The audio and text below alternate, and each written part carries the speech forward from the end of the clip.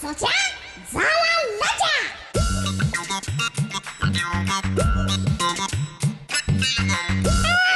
अरे हा बसलाय फेसबुक वर, तो ट्विटर वर, ती ऑनलाईन भेटली. हिने मला ऑनलाईन हाय केलं. आई शपथ, काय चाललंय तरी काय? जो बघावं तो ऑनलाईन असतो, दिवस उगवतो ऑनलाईन, मावळतो ऑनलाईन, दुपार होते ऑनलाईन, संध्याकाळी पण ऑनलाईन. तो हिला हाय करतो, ती त्याला बाय करते. तासन तास चॅटिंग काय चालतं. हे सगळं बघून खरंच चॅट पडायला होतं.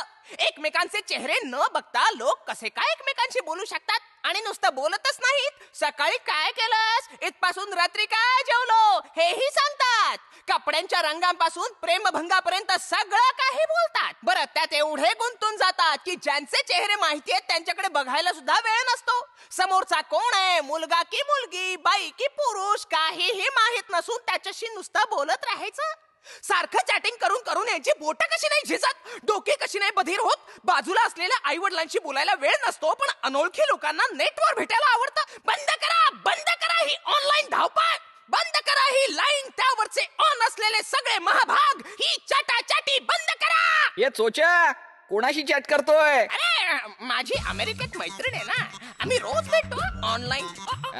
चोच्या म्हणजे तू सुद्धा ऑनलाईन? चोच्या झाला ना पोपट.